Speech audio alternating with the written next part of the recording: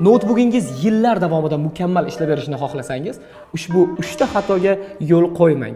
3-xatoni deyarli hamma qaytaradi.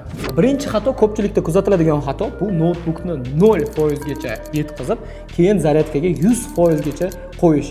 Bu notebookning batareykasi tez eskirishiga olib keladi. Buni o'rniga siz notebookingizni quvvatini 20% dan pastga tushirib yubormang va 80-85% ga yetganida quvvatdan olib qo'yishingiz mumkin.